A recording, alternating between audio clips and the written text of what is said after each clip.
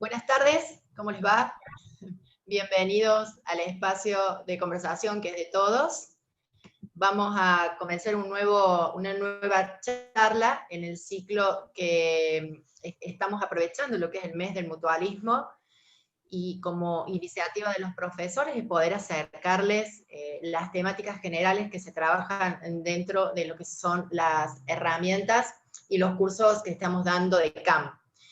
Este ciclo de conversación tiene dos objetivos. Primero, contarles sobre las fortalezas que nosotros vemos en estos nuevos contextos o a partir de estos nuevos contextos y acompañarnos entre todos en estos nuevos escenarios para poder también enriquecernos de las distintas miradas que podemos aportar tanto los profesores con lo que cuentan, con lo que comunican con sus conocimientos, y así también con lo que cada uno en sus participaciones después tienen el espacio al final para hacer las preguntas, pueden interactuar con el profesor y enriquecer lo que necesitan o lo que proponen o sus aportes a partir de sus experiencias.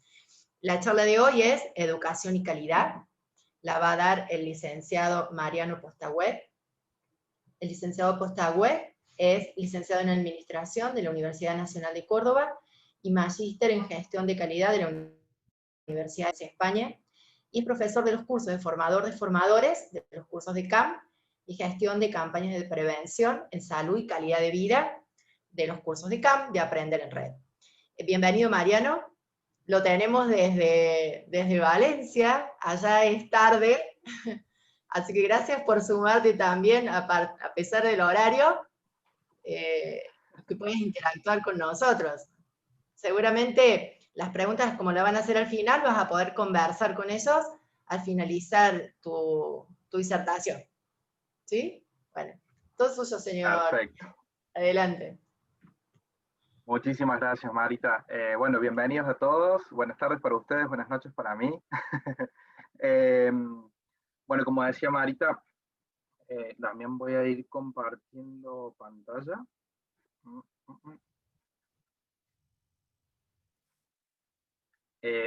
La idea un poquito es trabajar sobre algunos conceptos. Bueno, yo hace un tiempo que estoy relacionado con la educación. No soy profesor, pero soy formador. Y bueno, y ahora hace tiempo que estoy trabajando con la calidad y me pareció muy interesante buscar alguna temática que cruzara algunas, como mis dos pasiones en algún punto, ¿no? Así que no sé si se ve bien mi presentación.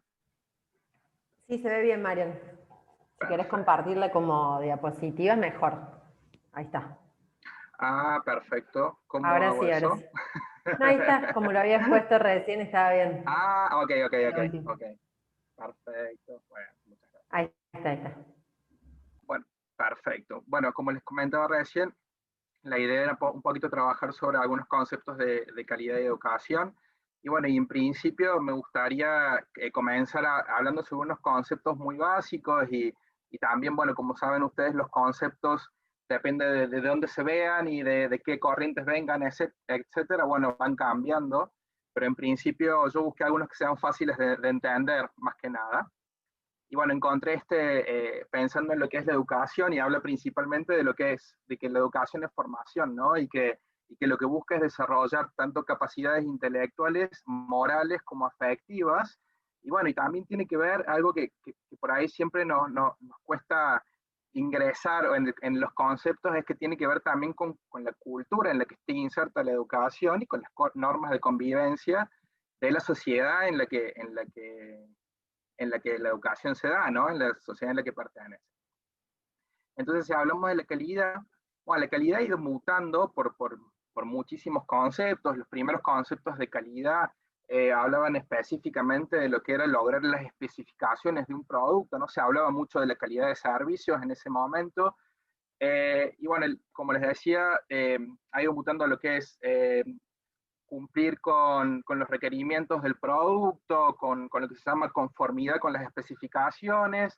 Después ya pasamos a un concepto que es el de hoy, que es la calidad como excelencia, ¿no? Entonces, podemos definir la calidad como excelencia como un producto o servicio que es excelente cuando se aplican en su realización los mejores componentes, la mejor gestión y la mejor realización de los procesos. Esto está relacionado también con que la calidad hoy está vista, la gestión de la calidad está vista como un concepto que abarca toda la organización en la que se aplica. Desde este concepto tiene tres aristas en algún punto. Una perspectiva interna que habla de la conformidad de las especificaciones, que está relacionado con la eficiencia de la organización. O sea, planteo un objetivo o una especificación de un producto, como les decía yo, o de un servicio, y lo que trato es cumplirlo, ¿bien? O sea, lograr mi objetivo, ser eficiente. Después hablamos de una perspectiva más externa, que ya hablamos de la satisfacción de las expectativas o de las necesidades del cliente, y eso lo describimos como la eficacia de la calidad. Y cuando hablamos de una perspectiva global, es poder lograr una calidad como excelencia, es mezclar estos dos conceptos y lograr una conformidad con las especificaciones y también satisfacer las expectativas de nuestros clientes y, por qué no, de nuestros grupos de interés. Entonces, la perspectiva global habla de efectividad, que significa eficiencia y eficacia, o sea, los dos conceptos en el mismo sitio. ¿Y quiénes son los clientes del sistema educativo? Cuando nosotros pensamos quiénes son los clientes del sistema educativo, podemos pensar, bueno, es el estudiante, es el padre, ¿quién es? Bueno, es difícil de definir quién es el cliente, pero en definitiva es la misma sociedad que es el cliente del sistema educativo. Y hay una diferencia que siempre hacemos en calidad, bueno, y en administración, cuando hablamos de la diferencia del cliente y del usuario. Un cliente puede ser la persona que paga por el servicio y el usuario es aquel que lo utiliza o que lo usa, ¿no? Entonces esa es la diferencia principalmente entre un cliente y un usuario, y acá hablamos como para definir de alguna manera cuál es el cliente del sistema educativo, podemos decir que es la misma sociedad, ¿no?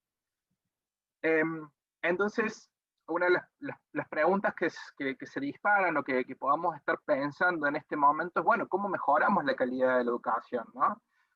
Entonces, si queremos mejorar esta calidad, ¿qué queremos decir? ¿Qué queremos significar con esto? ¿Hacia dónde queremos que esa mejora nos lleve? ¿Existe una respuesta única y válida para todo el mundo? Esto es calidad en educación, entra en esta cajita y en esta cajita me quedo. Podemos hablar también de calidad y mejora en la educación, y si estos conceptos se entrelazan o van por separado. Entonces, siempre es importante entender que lo que se mide se puede mejorar. O sea, si no se miden las cosas, no se pueden mejorar en calidad. Entonces siempre es importante tener este concepto en la cabeza.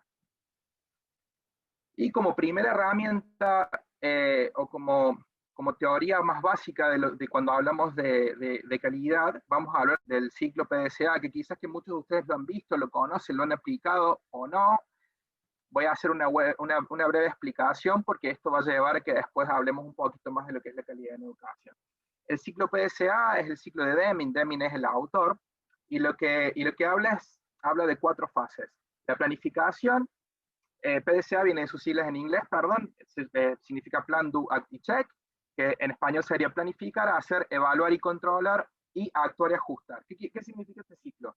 Nosotros planificamos, bajándolo quizás que a un contexto educativo, bajándolo a un contexto muy simple educativo, planificamos una clase, eso sería la P, después damos una clase, que sería la parte de hacer, después hacemos una evaluación de lo que fue la clase o el contenido que se dio en varias clases, y después lo que hacemos es analizar, después de lo planificado con lo que evaluamos, si se logró hacer esa conexión o ese match, y lo que hacemos es actuamos y ajustamos.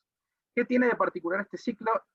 Y se llaman de mejora continua porque este ciclo es constante. La mejora continua en cualquier organización o en cualquier sistema lo que hace es analizar objetivos, después ver cómo salieron esos objetivos, ajustarlos y volver a planificar y volver a empezar en el ciclo. Entonces, por eso se llama el ciclo de mejora continua.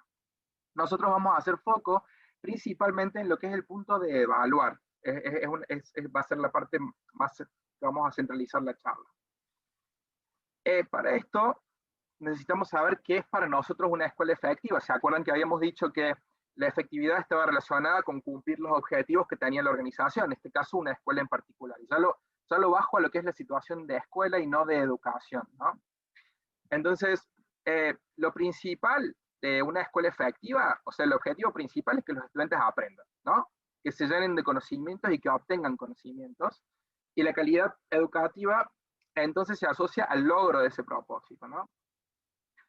¿Qué queremos también? Que una escuela efectiva se alcance a niveles de aprendizaje. ¿Qué quiere decir esto? Que la escuela no solamente va a lograr su objetivo de enseñar, sino que lo mejor que pueda, o sea, llevar a los estándares lo más altos que pueda en ese aprendizaje. Y también tenemos que ver que las condiciones en las que estos procesos de educación se dan, ¿no? O sea, su integralidad con que se definen y cómo se miden esos aprendizajes son parte central del debate que relaciona lo que es eficacia educativa. Entonces, si nosotros pensamos en cómo logramos o cómo entender a una escuela efectiva, tenemos cuatro componentes esenciales que tenemos que analizar. Es el espacio socioeducativo, el desarrollo integral, los aprendizajes de todos los estudiantes y los aprendizajes superiores a los esperables de acuerdo al contexto. ¿Bien? Para analizar la primera de estas cuatro variables, hablamos del espacio socioeducativo como el espacio donde se integran todos los actores, ¿bien? O sea, perdón, donde se integran todos los actores, a ver qué se me pasó, y todos los actores hablamos no solamente de los docentes y los estudiantes, sino también el personal administrativo que está en las escuelas, el personal de gestión, el personal directivo, la comunidad donde está inserta, un poquito de lo que les decía al principio, bueno, y también la familia del estudiante, o sea, el contexto general del estudiante. Y la eficacia de una escuela y de la dimensión educativa es el resultado de una construcción de ese espacio en el cual interactúan todas las personas y las culturas relacionadas a los saberes, cada uno trayendo su personalidad y su cultura y sus conocimientos, enriqueciendo el del otro, ¿no? Basándonos en la importancia de las diferencias. Después, el segundo punto, habla del desarrollo integral, que es un desarrollo amplio de diversas capacidades que lo constituyen como ser humano. Esto habla de una multiplicidad de valoraciones, componentes e intereses, no solamente el pensar un estudiante por la nota que se sacó, sino también pensar al estudiante como una persona que viene de un contexto global. Y también el desarrollo integral habla de sistemas de acción complejos que interrelacionan actividades prácticas y cognitivas, como el conocimiento, las motivaciones, las orientaciones, las actitudes, las emociones, o sea, que implica un montón de otras cosas que podríamos llamar más situaciones más de habilidades blandas, ¿no? O de sentimientos, de cosas que nos pasan a las personas. Otro punto importante, el tercero, es el aprendizaje de todos los estudiantes. ¿Qué significa esto? Que cada estudiante pueda participar en este desarrollo integral. Se debe asegurar esto y se debe asegurar que la escuela sea un espacio de carácter inclusivo, ¿no? Donde intervienen el género, los distintos géneros, las distintas razas, las distintas etnias, distintas situaciones socioeconómicas, etcétera. Como les decía siempre, tratando de buscar la integración y enriquecernos, ¿no? de todos estos puntos. Y como último punto, los aprendizajes superiores a los esperables de acuerdo al contexto. Esto sería lo que les contaba hace un ratito, que esperar que el alumno, como posea al final del curso o del grado, el momento del tiempo que estemos analizando, que haya tenido un agregado de valor desde el momento que empezó el curso hasta que terminó. Eso tiene que ver con los aprendizajes superiores, o sea, que haya podido absorber conocimiento dentro de ese curso.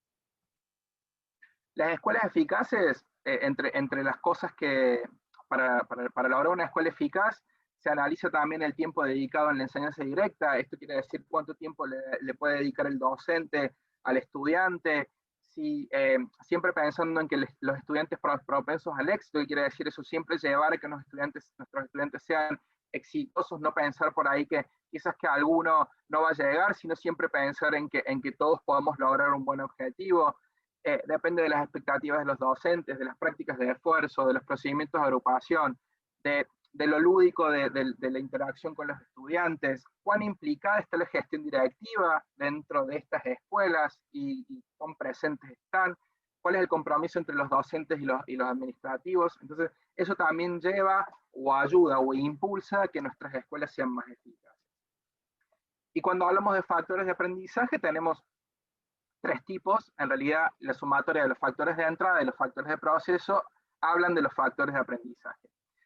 Y en estos tenemos los factores de entrada, el aula, la escuela y los alumnos, y hablamos más que nada de lo que es la situación estructural. Por ejemplo, cómo es el aula, si tiene la cantidad no sé, de sillas necesarias, de mesas necesarias, si tiene todos los elementos que tiene que tener un aula para que el alumno pueda lograr un espacio en el cual se sienta cómodo y sienta que puede trabajar bien. La escuela en sí, cuál es la estructura de la escuela, también cómo se ve estructuralmente, y también si tiene todos los recursos, si tiene cómo es la estructura directiva, etcétera. Y el alumno, básicamente, esto que hablábamos recién un poco de el género, de la situación socioeconómica, etcétera. Esos son los factores de proceso, son los mismos, pero ya relacionados al proceso. En el aula incluiría ya como la cantidad de años de experiencia del docente, la especialización, implica más conceptos de factores de proceso dentro del aula. En la escuela también cómo funciona el liderazgo, cómo se trabaja desde la dirección, y en el alumno también cómo el alumno responde a los distintos impulsos, diciendo esto si es un alumno que trabaja, si es un alumno que básicamente viene con un bagaje, con un conocimiento alto del colegio anterior o del curso anterior, etcétera. Está más relacionado al proceso. Y esas dos sumatorias hacen lo que se llaman los factores de aprendizaje. Estos factores nunca trabajan por sí solos, sino que es una sumatoria de factores que llevan a entender cuáles son los rendimientos de los alumnos en la clase.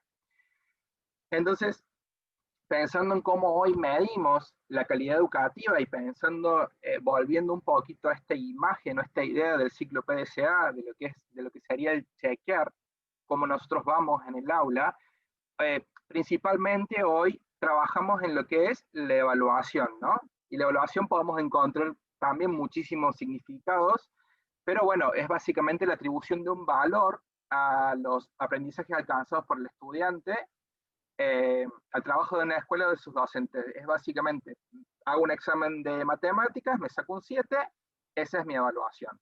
O de lengua o de cualquier asignatura que sea. Y entre los sinónimos de evaluar tenemos medir, jerarquizar, aprobar, también tiene relación con juzgar. Entonces, si analizamos cómo utilizamos la evaluación hoy, o qué es la evaluación hoy, es un acto de cierre. O sea, estoy cursando una materia, me toman un examen y se cierra con una nota. Ahí se termina mi análisis de lo que es la evaluación. Es un asunto para quizás lo erróneo, es cuánto fallaste y cuánto te fue bien, y dependiendo de eso, es la nota que te saca, ¿no? Y después tiene también un poco de relación de poder, que crea una distancia entre el evaluador y el evaluado, que por ahí nos da como esa sensación de cómo la autoridad marca lo que es la evaluación, ¿no? Eso es un poco lo que es la evaluación. Y la evaluación en las escuelas, ¿qué tenemos? Si nosotros empezamos a pensar en cómo comparar escuelas, si hacemos una evaluación, hay que ver cuáles son las consecuencias de compararse con otras escuelas, y qué consecuencias tienen estos resultados de evaluación. Y si la evaluación es externa, si, por ejemplo, a mí me miden como escuela externamente con un examen estándar que se va a dar a todos mis alumnos, puede ser que después en esa escuela digan, bueno, en el ranking quedó primera, en el ranking quedó octava, en el ranking quedó 13ª, y eso hace que quizás que yo tenga incentivos o me apliquen sanciones porque mis estudiantes o mis alumnos van mal. Entonces, lo que hace eso es que por ahí afecte el proceso de mejora. O sea, básicamente yo estoy pensando en ser el mejor, pero por ahí no sé dónde voy con eso, ¿no? Entonces, lo que hablamos de estos test genéricos o estandarizados, para ponerles algún nombre, por ejemplo el PISA, seguramente todos lo conocen, no han escuchado, es un examen estándar que se está realizando en distintos países para comparar el nivel educativo.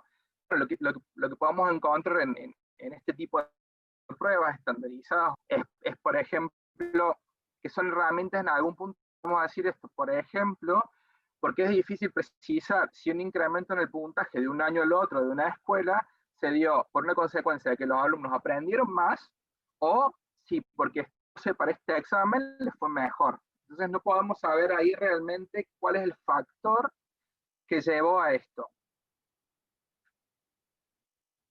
Y después solo miden un segmento reducido de habilidades de conocimiento. O sea, no es una situación global la que se mide, sino es solamente esto. Voy al examen, me saco una nota y bueno, y ahí se termina el proceso. Entonces, estos sistemas por ahí pueden generar algún desequilibrio pedagógico. O sea, ¿qué quiere decir esto? Que la escuela se va a centrar en la preocupación de solo obtener un buen resultado para esta evaluación, y quizás que ahí no podemos pensar en un proceso de mejora, o solamente pensar en eso, en que queremos una nota más alta de la que tuvimos quizás el año pasado. Puede llevar a reducir la currícula, y quiere decir, vamos a hacer hincapié en lo que sabemos que nos van a tomar en esa prueba estándar a toda la escuela, pero no en quizás los contenidos que realmente son importantes, para que, no quiere decir que estos que hagamos hincapié no son importantes, sino que podemos dejar pasar otros que también son importantes, pero como sabemos que no se van a tomar en la prueba, no le vamos a prestar tanta atención. Y esto también lleva por ahí a que el alumno se desmotive, ¿no? Porque está estudiando solamente para lograr ese objetivo, y eso no quiere decir que nosotros tengamos que tener un alumno que vaya a entretenerse a la escuela, y por qué no, digo, si lo pasamos bien mejor, pero el estudiante también tiene que encontrar sentido en lo que aprenden. Es uno de los clientes, como hablábamos recién del proceso educativo, ¿no? El usuario sería en este caso. Y después, quizás que este tipo de test también llevan al docente a que estandaricemos lo que es la educación y todos terminemos saliendo de la misma manera para lograr ese objetivo, ¿no? Y ahí nos acota un poco lo que es nuestra libertad como docentes de enseñar cosas que quizás, o metodologías de enseñanza que quizás no son más interesantes o motivan más al alumno, ¿por qué no? Entonces, la idea de esto es empezar a pensar de qué otra manera podemos medir la educación, siempre pensando, como les digo, para procesos de mejora y para lograrlo mejor en lo que es el estudiante. Entonces, tenemos que pensar en una tendencia de medición de cuantitativa a cuantitativa más cualitativa. ¿Qué quiere decir esto? Que, como les decía, que tengamos que tengamos en la cabeza, o que el momento de medir podamos medir cosas que también tienen que ver con el contexto del estudiante, con el bagaje del estudiante, y con todas situaciones que no tienen que ver con el estudio en sí o el aprendizaje en sí de los contenidos. Entonces, ahora lo que les voy a contar un poquito es cómo podemos pensar en un nuevo modelo evaluativo, y esto está basado en una tesis doctoral de Jorge Radic Enrici, que le pueden buscar en internet, muy interesante. Y él, en su tesis, lo que habla es, él hizo un proyecto piloto en las escuelas Flaxi, que hay en Uruguay y en Paraguay, y lo que buscó es un sistema de evaluación y mejora que implique la acción organizada de un conjunto amplio de actores y procesos, lo que le decía, ¿no? O sea, como abrir un poco la cancha a evaluar más el contexto general. Bueno, y evidencias para el análisis de resultados y estrategias para llevar adelante un conjunto de acciones de mejora. ¿Qué quiere decir esto? Que la evaluación no sea solo un número, sino que sea algo que nos lleve a repensar en qué no estamos yendo bien, o qué factores son para mejorar, y crear planes de mejora y estrategias para lograr mejorar esos puntos en los cuales quizás que tenemos puntuaciones un poco más bajas, o nos gustaría mejorar, relacionado también a los objetivos educativos de cada una de las escuelas, ¿no? Y también, bueno, esto se debe construir, como les decía recién, con instrumentos necesarios y coherentes para el propósito pedagógico que tiene la escuela, o sea, con el objetivo general que tiene la escuela. Entonces, estos test globales lo que se piensa es en un test que sea, la palabra se llama en inglés accountability, es como que se puedan sumar opiniones, que sea un trabajo en conjunto también, no solamente con la educación, con la institución en la que da el examen, sino que también sea una creación de sinergias con otras instituciones y con otros profesionales, que puede ser también de universidades, etc. estos test globales también buscan mayor equilibrio en los procesos de mejora de la eficacia de la evaluación externa e interna. Ayuda a estar coordinados por el propio centro escolar. ¿Qué quiere decir esto? Que estos exámenes se crean en el centro escolar y se toman en el centro escolar. Y eso que implica que va a haber personas dentro de las instituciones, o sea, dentro de las escuelas, que van a estar dentro del proceso, o sea, que vamos a involucrar también a otros actores que quizás hoy no estamos involucrando. Y es un proceso abierto y democrático de evaluación.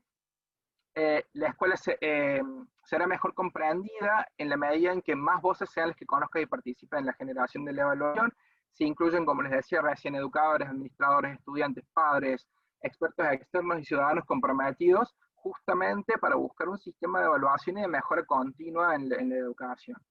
Y también es un ejercicio que ayuda, un ejercicio evaluativo que instala la capacidad organizacional del mejoramiento continuo. Es empezar a hablar en nuestras organizaciones, en nuestras escuelas, de lo que es la mejora continua y cómo lograrla, ¿no? Que de a poquito, no hay que volverse loco. La calidad siempre son procesos que tardan tiempo y que se pueden ir estructurando de a poco. Entonces, cuando hablamos de test globales, en algún punto se habla en la teoría de lo que es la democratización de la evaluación.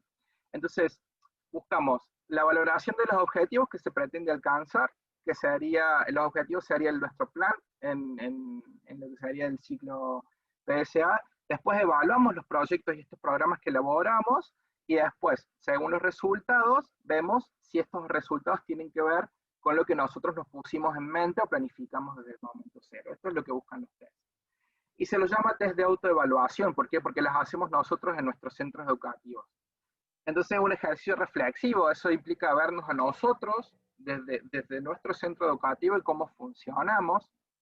Tiene un carácter colectivo, como les decía recién. Hay muchísimos participantes que colaboran con la escuela y que participan y que ayudan a la creación de estos tests. Se realiza periódicamente, o sea, nos marca una periodicidad para poder irnos comparando, y tiene siempre una orientación a la mejora, ¿no? O sea, siempre es importante que cuando hagamos una autoevaluación podamos mejorar los procesos en los que quizás tenemos más flojos. Y bueno, esta evaluación debe ser un proceso transparente, debe estar muy claro su foco y su contenido. Tiene que ser un proceso contextualizado, como les decía hace un rato, tiene que estar relacionado con la realidad educativa de ese momento. Lleva el diálogo, porque los diferentes actores que participan trabajan en conjunto para lograr este tipo de examen. Y bueno, y moviliza lo que es la acción principalmente de la mejora. Los cuestionamientos que se encuentran en general en este tipo de exámenes globales o test globales, como les venimos llamando, es que se entiende que hay una subjetividad del proceso, ya que las mismas personas que toman son las mismas personas que son evaluadas en algún punto, pero lo que no se entiende es que, o sea, esta idea se rompe en algún momento porque estamos analizando desde un paradigma diferente de evaluación, ¿no? Con un montón de variables que impactan en esa evaluación. Como les decía recién, la cercanía de los evaluadores con el objeto evaluado es otra de los cuestionamientos que se le hace a este tipo de exámenes. Y bueno, y también por ahí puede ser difícil llevar adelante estos exámenes por la carga de trabajo que traen, y también implica un análisis de datos que por ahí no tenemos el conocimiento, no tenemos las herramientas en nuestros centros educativos para llevarlos adelante. Estos son los principales cuestionamientos que encontraron cuando hicieron estas pruebas piloto. Y cuando hablamos de la mejora escolar, hay un movimiento que busca, que se llama el movimiento de mejora escolar, como lo dice el título, y busca acciones que contribuyen a incrementar los aprendizajes de los estudiantes. Y pasamos de un concepto de eficacia escolar, ¿se acuerdan que es el primer concepto que les di?, a lo que es la mejora en la escuela. O sea, se pone más atención en los procesos que en los resultados, la orientación es más hacia la acción y el desarrollo, se hacen énfasis en áreas de mejora, se comprende más la importancia de la cultura escolar, y el clima, el horario, un montón de otros factores, y también están más orientados hacia la metodología de investigación cuantitativa, ¿no? Como para contarles un poquito, no voy a meterme mucho en el modelo porque es muy extenso, pero las variables que va a tomar este examen, esta prueba, están relacionadas con crear indicadores, o sea, que estén orientados al resultado, lo que llamarías lo pedagógico circular, la organización y la estructura. Bueno, ahí lo pueden ver en la figura. El centro del aprendizaje y el desarrollo integral, que es lo que venimos hablando, y tiene 4 variables, y dentro de cada variable tiene un eje, ¿no? No sé si lo pueden ver ahí bien, no sé si se ve bien la foto, pero más o menos para contarles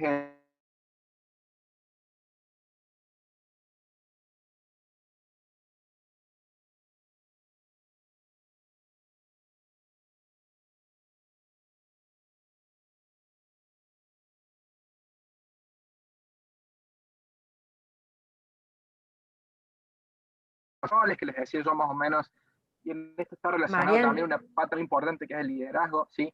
¿querés repetir lo último que dijiste porque se tildó? Ah, ok. No, que decía que en lo que es organización, estructura y recursos, lo que analizamos ahí, o sea, en ese eje lo que se analiza son las definiciones institucionales, cuál es la estructura de roles, y también le da una importancia central, como ustedes podrán ver, al liderazgo. Eso tiene mucho que ver en las escuelas y en las instituciones educativas en general.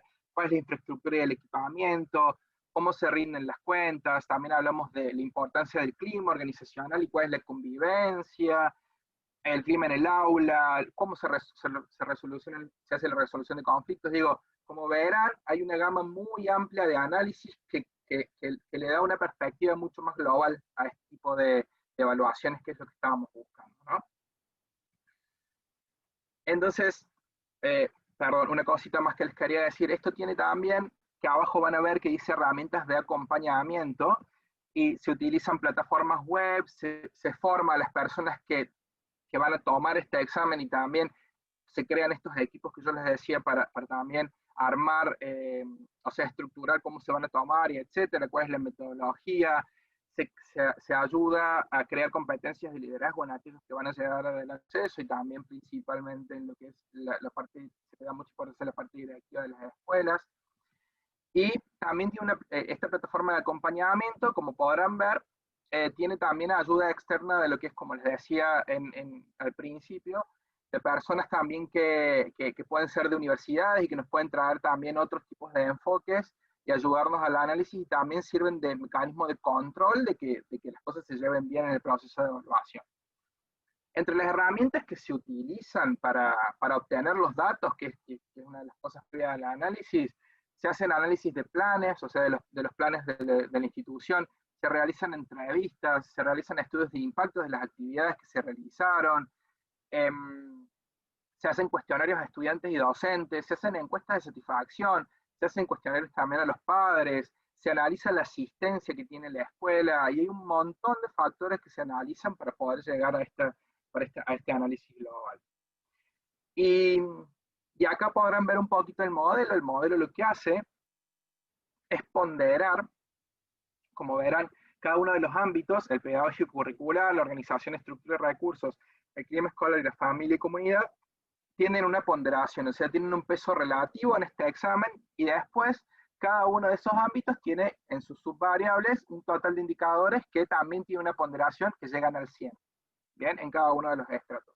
Entonces, como verán, con las ponderaciones lo que hacemos es de alguna manera suavizar los efectos y llegar a un análisis más global, y también darle importancia a lo que para la escuela en ese caso es más relevante en sus procesos, ¿no? Bueno, acá como verán, lo pedagógico curricular tiene un 40%, o sea, tiene la ponderación más alta en lo que sería este examen, ¿no? Entonces, pensando en cuáles son los aportes que un sistema global puede dar, que también es un sistema estandarizado, pero es un sistema que, como les decía, que tiene un montón de otras variables incluidas. Al sistema educativo lo que hace es movilizar a los centros escolares, no solo la evaluación, sino también a pensar en la mejora continua y la implementación de lo mejor. Y los resultados del aprendizaje impulsan a las escuelas a indagar respecto a la diversidad de los aprendizajes mayores que requieren las tradicionales sistemas centrados en pruebas estándar que quizás de lenguaje y matemáticas, como para dar un ejemplo.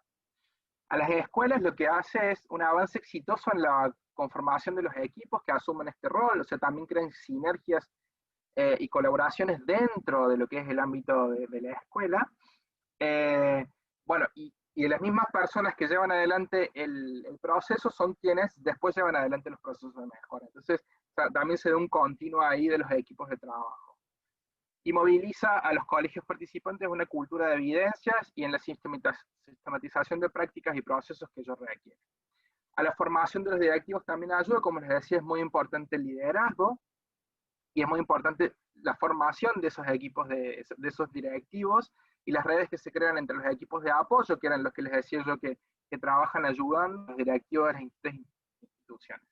Y también estos programas de formación deben ayudar a empoderar a los directivos desde las perspectivas basadas en su responsabilidad como líderes de la comunidad y también en la responsabilidad no solo de los resultados, sino principalmente de la mejora de los resultados, que es lo que buscamos, ¿no? No solamente pensar en cómo me fue, sino qué hago con lo que, qué hago con lo que salió. Entonces, lo que quiero que les quede claro, y como para cerrar esta exposición, es que lo único constante en la vida es el cambio. Entonces, si nosotros podemos afrontar el cambio o podemos dejar que nos pase por encima, siempre pensando en con qué herramientas nosotros podemos trabajar el cambio. Y bueno, y el cambio es una de las bases de la actividad, ¿no? Así que, bueno, abro el espacio para comentarios. Espero haber sido claro y no haber ido muy rápido.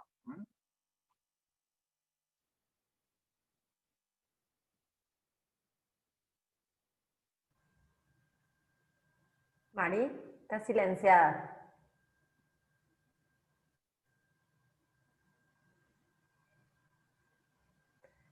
Bueno, Marian, te voy leyendo yo las preguntas. Acá ¿Sí? Tatiana pregunta, ¿consideras que sería importante establecer objetivos de cumplimiento?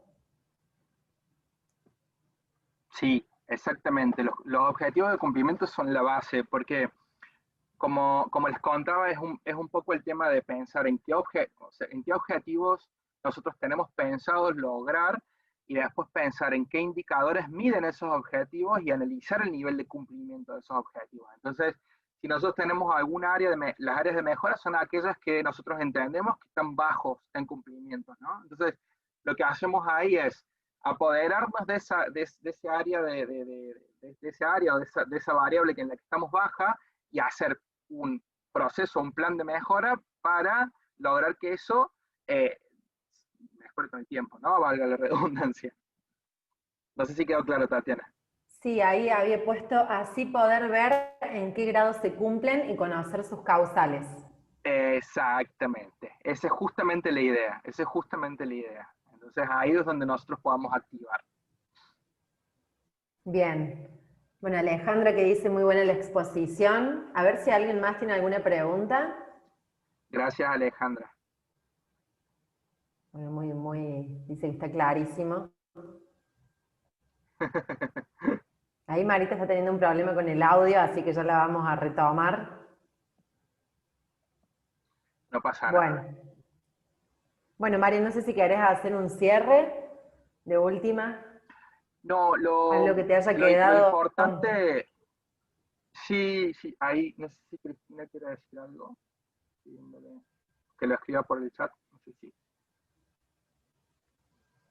Dice, ¿cómo consideras que podría compararse entre otras escuelas?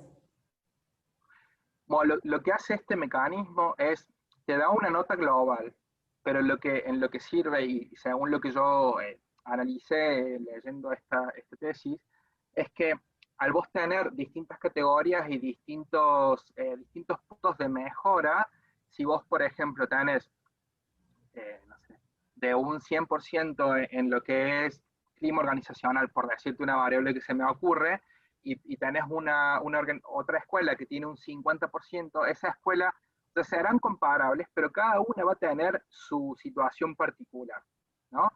Entonces, sí, justamente, están clasificadas en categorías, están clasificadas, y entonces uno puede ver la nota particular de cada una de esas variables. Entonces sí, sí es comparable, pero la idea principal es entender que cada sistema educativo, cada escuela, cada institución tiene sus propias situaciones, ¿no? O sus propias complejidades. Pero sí, sí, sí, dentro de lo que se puede, se puede comparar, exactamente. Lo importante de todo, lo más importante que la comparación es entender que nosotros podemos hacer procesos de mejora en aquellos puntos en los que estamos más bajitos quizás.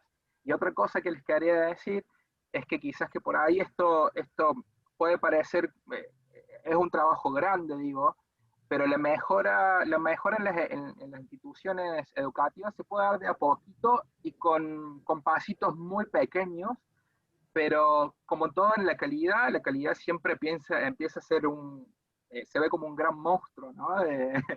Que es difícil de montar por ahí, en una empresa, en lo que sea, pero se va haciendo de a poquito y después los resultados que nos trae nos terminan minimizando un montón de procesos que quizás hoy no son mucho más pesados de encarar, ¿no? Bien, sí, ahí tenemos otra pregunta que dice, Mariano, excelente tu exposición. Bueno, ahí la recuperamos a Gracias. Marita. Mari, te saco Hola, la Mari. palabra. Ahí está, justo en vez. ¿Qué opinión mereces con la educación argentina? ¿Qué es lo mismo para el que escribe vaca con B larga o vaca con B corta? Yo siento vergüenza ajena comparando la exposición y nuestro sistema educativo. Bueno, yo creo que justamente, o sea, yo soy un creyente absoluto en la mejora continua y creo que, bueno, que tenemos que empezar a ver de dónde nacen estas cosas, ¿no? Estos errores que podamos principalmente encontrar desde pequeños en nivel de magnitud, no de nivel de error. Pero digo que alguien escriba mal o que haya errores de redacción, etcétera. Pero creo que quizás que en algún punto no nos hemos puesto a analizar por de dónde vienen, o quizás que sí, pero quizás que no hemos encontrado todavía el camino correcto para solucionarlos, ¿no? Entonces, yo creo que la educación tenemos todavía muchísimo que trabajar, pero no solamente en Argentina, sino en todo el mundo, digo. O sea, tenemos hoy un sistema que seguramente habrán escuchado 1000 veces, un sistema finlandés que se ve como el mejor sistema educativo, en el cual básicamente está basado en una situación más lúdica y más de esto de que les decía un poquito yo de entender a que el alumno tiene que estar motivado y absorber conceptos que quizás le sirvan más para su vida diaria y no quizás para algo muy específico, ¿no? Y pasa en todos los ámbitos, pasa en el universitario también, uno por ahí sale de la universidad y dice, ¿para qué me enseñaron esto, no? Y por ahí le encontrás un sentido y por ahí no, pero creo que ese es el punto principalmente, es empezar de a poquito a analizar los porqués, ¿no? Y que el proceso es mejor. Con respecto a lo que vos planteás como modelo, que es interesante, es importante también aclarar que estos modelos son no solamente para escuelas, sino para cualquier espacio educativo, porque la educación al que uno apunta en general no tiene solo que ver con los niños y los adolescentes, sino que tiene que ver con todas las personas en el proceso de adquirir conocimientos y habilidades. Se está reforzando mucho toda esta mirada, entendiendo a la educación como una herramienta para mejorar la calidad de vida, entendiendo que hay millones de personas analfabetas en el mundo que no tienen acceso a la educación, y eso repercute también en su libertad de elección al momento que tienen que, en su vida, ¿no? En su diario. Entonces estos modelos en las instituciones educativas de oficios o de capacitación son también importantes, porque como comenta Mariano, es toda una búsqueda de información que tiene que ver con la identidad de cada lugar, y a partir de esa búsqueda de información alimenta a este modelo, que no es más que una herramienta y un modelo, al cual hay que adecuar. Yo veía ahí cuando vos trabajabas, Marian, con los indicadores, y bueno, son indicadores, e incluso la valoración de cada indicador también depende de un análisis de la realidad de cada región, y por ahí no son esos, son otros, ¿no? Pero para llegar a esos indicadores, me gustaría que nos comentes cómo es el proceso de sensibilizar a todos los actores que después van a generar información para ese modelo y que van a interactuar también con ese modelo. Porque en cada lugar, y hoy nos atraviesa una realidad a todos, que también más allá de que es una situación compleja de abordar emocionalmente y con las herramientas que tenemos, por el tema de la conectividad, por la formación de los profesionales que nos dan abasto con esta nueva implementación. Pero más allá de eso, tenemos que ver la oportunidad que tenemos de revisar muchas cosas que hoy se visibilizan. Y esta es una herramienta súper interesante para empezar a detectar todas esas cosas y trabajarlas. Entonces, mi pregunta sería, ¿cómo comienzo ese proceso? ¿Cómo inicio ese proceso? Independiente, entendemos a las regiones como los lugares más pequeños, no por valor, sino por la identidad propia, ¿no? Bueno, yo creo que, como lo decía un poquito, sí, a ver. No, sí, creo que voy en camino, cualquier cosa me decía, Mari. Creo que lo primero, como decís vos, en concientizarse desde que es necesario crear alguna herramienta que englobe mucho más que una nota, como decía yo en la exposición, y también crear objetivos y planificaciones que después nosotros podamos medir. Y con respecto a lo que decías vos de cómo incluimos, yo creo que ya con la idea de sumar a otros actores, de sumar, de pedirle la opinión al papá y a la mamá del estudiante, a alguien que sea importante quizás que en la comunidad o que tenga formación en esto que nos pueda ayudar, siempre creando sinergias, digo, a otro colegio que ya lo haya hecho, a otro colegio que tenga la intención de hacerlo, entonces también podemos dividir las cargas.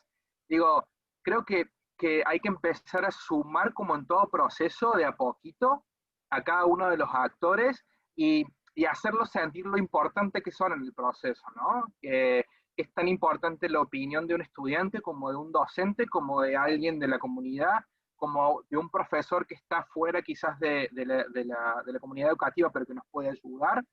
Y bueno, y también de la importancia de que los padres y de la comunidad toda esté incluida en este proceso, ¿no? Entonces, me parece que hay que comenzar como todo de a poquito y empezar como a esto de que decías vos, a sensibilizar, ¿no? A lograr, a subir gente al barco para poder después crear un producto que nos pueda servir, y hablo de producto como si fuera hablando del test en sí, pero es un recorrido bastante largo e intenso, pero no es imposible. No sé si fui claro. Sí, creo que los Si te respondí la maestros hoy pregunta. merecen. Sí, fuiste claro. Creo que los maestros hoy merecen, por sobre todas las cosas, una atención especial y un apoyo en la construcción. Solos no pueden, entonces hay muchos actores sociales que deben involucrarse en esto. El tema es cómo conseguimos generar esa movilización para que haya un real compromiso y que también se comience a ver no solo la educación formal, sino la no formal. Agostina sabe mucho de eso. Exacto. Y se trabaja en un proyecto de educación no formal acá en Córdoba, que también, digamos, vaya de la mano y que pueda enriquecer y apoyar a todos estos procesos que ya están instalados. Necesitamos cambios, ¿no? Y qué mejor hacerlo de manera prolija y con herramientas concretas. ¿Hay algún lugar, espacios que nosotros podamos buscar información a donde salgan modelos que podamos bajar y que nos ayuden a implementar esto? Yo les recomiendo que después a ver si puedo abrir el chat. Perdón, porque yo no sé qué estoy tocando. Les puedo pasar el nombre de la tesis de la que yo saqué este proyecto, que se ve, lamentablemente lo que no se ve son lo que no están son los documentos que se utilizaron para lograr esto, ¿no? Digo, que para una implementación lo importante sería decir, bueno, con esto hicimos encuestas a las familias y estas son las preguntas, digo, ¿no? Eso lamentablemente no está. Pero ahí está, gracias, Gami. Pero estaba en mi presentación. Después eso, si querés, Marian, lo podemos subir porque esta grabación, la grabación de este webinar va a quedar en la página de Aprender en Red. Hacemos entonces así. ahí mismo lo podemos subir para que lo tengan a su disposición. Genial. Yo quería decir una cosa nomás en relación. Sí, que sería interesante para que poder acercarles herramientas concretas, ¿no? Que pueden dirigirse ahí. Sí, perdón.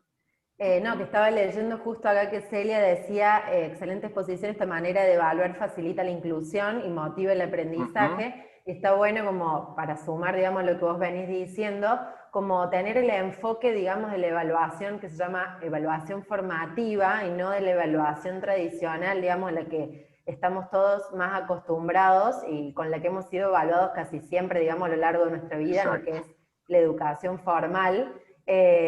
Bueno, hay una mirada, digamos, en los últimos años de la pedagogía de la evaluación formativa que tiene que ver con la evaluación de los procesos.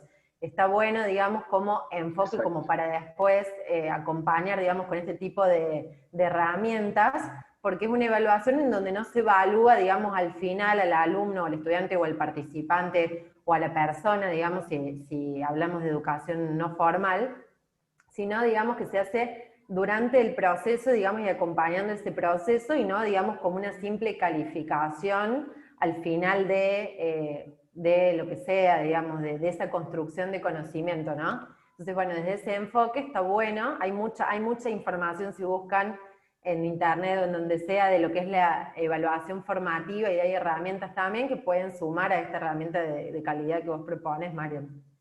Así que bueno, era eso. Genial, gracias. Desde las mutualidades, desde CAM, Marta Galeano en el norte está haciendo un interesante ciclo de conversaciones y el equipo de ella está enfocándose también en los recursos que pueden utilizar para la mejora de la calidad y más en estos contextos. Así que hay mucho trabajo que se está realizando en los mutuales escolares y todo lo que tiene que ver con educación. Y este espacio, como hablamos al principio con Mariano, es muy acotado en el tiempo. Lo importante es que pueda servirles de despertador para darles un norte o un foco que puedan empezar esa búsqueda, y la conexión siempre queda para que entre todos podamos enriquecerlos, si tienen dudas, incluso aportes que puedan servir a otras instituciones como ejemplos, o aliándose, ¿no? Formando esas alianzas. Sí, que esto sea una semillita que quizás los puede ayudar a ustedes a entender que se puede ver esto desde otro lado, y buscar herramientas como les decía Agos, y también esta herramienta como la que analizamos aquí en la charla.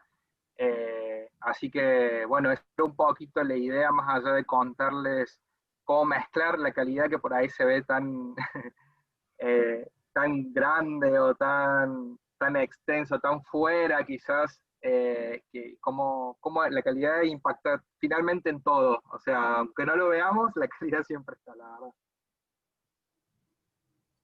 Es una manera de hacer prolija y bien las cosas. Tenemos la oportunidad, lo veamos como una fortaleza. Es un poco el objetivo de estas charlas. Identificar las fortalezas en estas situaciones tan complejas y empezar a construir desde ahí. Bueno, si no hay más preguntas, ¿me querés despedir, Mariana? Perfecto, bueno, les agradezco a todos el tiempo. Muchas gracias por la atención, gracias por el espacio. Gracias. Gracias también por el espacio a la Fundación, y bueno, y a todo el equipo que estuvo también detrás de esto, a Agos, a Dami, a Mari, a Ailén, a todos los chicos que estuvieron trabajando. Así que siempre es un placer trabajar con ustedes, la verdad. Muchas gracias por la oportunidad. Bueno, así que bueno. Igualmente. Igualmente. Y gracias por el horario Estás allá, no sé qué hora es. ¿Qué hora es en No Valencia? puedes ir a dormir, Marian. Sí. 12:30, no es tan grave. No es tan grave.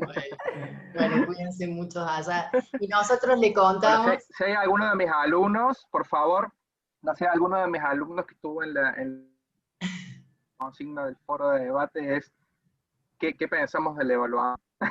Así que eso también me ayudó a repensar Justo. esta charla. Bueno, seguramente. Pero estuviste muy bien. Les queremos contar que el miércoles que viene es otra de las charlas y es cómo planificar en este contexto. Las profesoras que lo van a dar son las profesoras del curso de tablero de control. ¿Están acá? ¿Están presentes? Y Tati y Emilce. están presentes las chicas, ¿sí? Gracias. Bueno, nos esperamos el miércoles que viene, si Dios quiere. Y la nueva edición de los cursos de CAM comienzan en noviembre.